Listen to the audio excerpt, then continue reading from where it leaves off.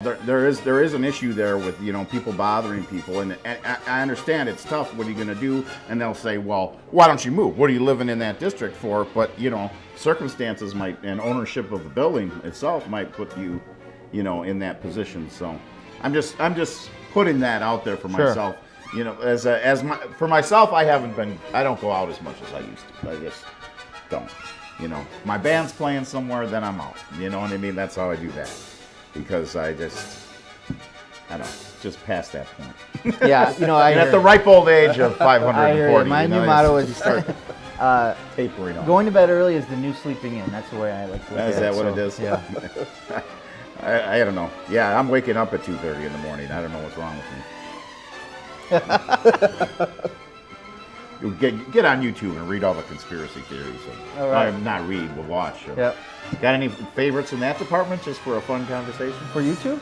Yeah, for 9/11, moon bases. Oh man, colonization of Mars. Mars. Although I don't believe all the conspiracy theories, I definitely enjoy watching those YouTube specials where they piece together some of that information that just you look at it and you say that doesn't look right, and that's interesting. I love watching documentaries, and my kids watch YouTube every day, all day. Some of it's more fascinating. Sometimes I think the more far-fetched it is, the more intriguing it is. I like to look at that comparison between the Abraham Lincoln assassination and JFK assassination. That's very interesting. Yeah, that's interesting. Yeah, that's like a whole numerology issue. Yeah, and you got to wonder about those sorts of things, and of course, always the stories of the Illuminati, and then, but there's been.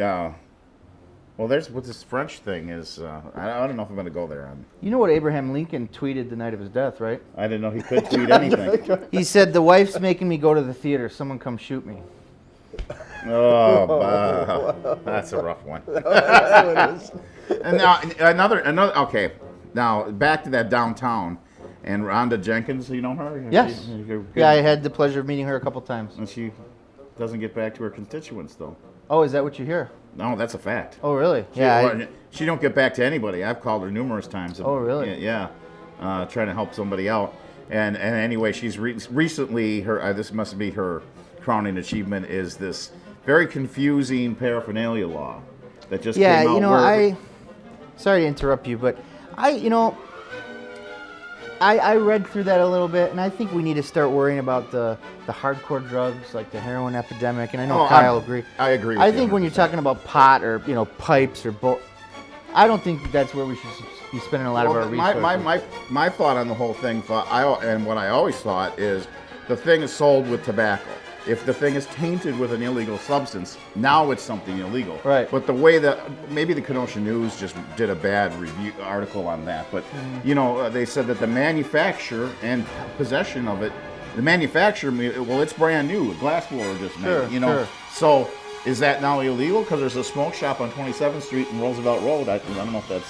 Yeah, and I agree. Yeah, it's right by the senior center. It seems a little ambiguous, and some of those shops are forbidden from using certain names. Like this is not a bong, it's a water pipe, or this is not a bowl, it's a tobacco pipe. And the stuff is so overpriced. I mean, when I'm like looking at all this and I'm going, when did smoking weed become a career option? Yeah, if you can't spin it up, forget it. A few of us.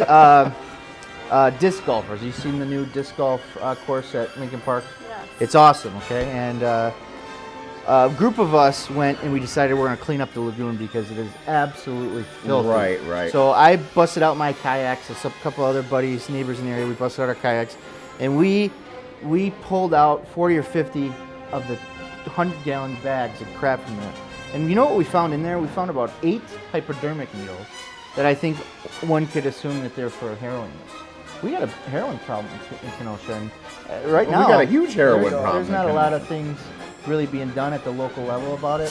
And I think before we tackle it, we're tackling, bongs and pipes. Maybe that should require a lot more of our resources. Yeah, and I live right in the Uptown area, and almost every morning, I can walk out my house, I can look around on the street, and I'll find one of those needles. Oh yeah, you will. There's one right there. Yeah. And we desperately need a treatment center in Kenosha, and that's a lot of that's going to have to come from the county, but it's something the city and county needs to talk about. Yeah, because it's that's really huge. blossomed and turned into an ugly thing. And then, getting back to this, the weed or the pipes thing. I mean, we live in a country now where these other states it's legal, Right. And it's not. And here you're a felon, so that just doesn't sit well with me. That's not right. I know they like the activists will say that nobody ever died because of marijuana, but I'm sure someone engaged in law enforcement was shot or killed over large amounts. Of course. And so, how do you go back and make all that right? But now we're in this really confused situation with them. And on one side, it's we're talking about illegalizing these glass pipes, and then of course the social media is heralding as the cure for everything. Sure. So America's just confused about the subject. I agree. We need to get over that. And with all this ambiguity where, some states it's legal, some are not, I've always said, I've had, friends and family members who have had struggles with alcohol, and that's a real dangerous drug. It's extremely dangerous. If it's Tobacco not used is responsibly, extremely we were talking earlier about responsible alcohol use, but there's a lot of people who are irresponsible with alcohol use. I don't know if that's even possible because you become more irresponsible with every drink. Yeah, I guess. We all know the famous saying, oh, just one more. Yep. Yeah, that's just one more. Then it's, but I don't remember it being quite as crazy as this when I was younger. Maybe I wasn't paying as much attention. Is it just that people are doing stupider stuff now while they're drinking? That it's changed? I mean, the law has changed. I mean, before, you'd be a slap on the wrist. Or you get a ride home. Now Yep. you messed your life up for good, I mean, so that's how that's changed through the years. Because how old are you for yours? I'm 31. Oh, yeah. Things have changed. And so it's fast. funny because You were 31. people mess Born. up once in a while. Some people get caught, and get a DUI, and that's not the type of thing that you're going to say, that person for the rest of their life shouldn't be able to get a job or something. But in Wisconsin, we have this culture where people are getting. I just read in the paper some guy got his 12th DUI in Green Bay. It's like, How's that happen? how does that happen? How is this guy allowed to be near a car? But once you learn second chances are good, but 13 chances, 14 chances. Well, that's not good. I would think so at some point the auto industry would every car would be like it detects booze, it won't run. Sure.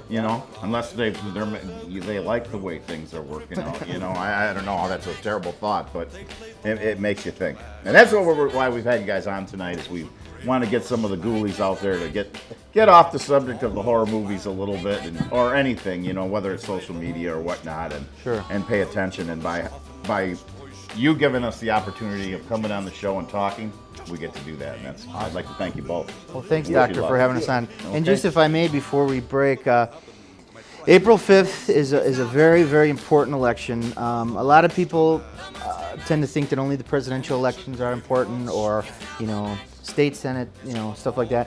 This is a very important election. A lot of times these local issues hit you a lot closer to home than the federal elections. April 5th, we're going to be selecting a new mayor.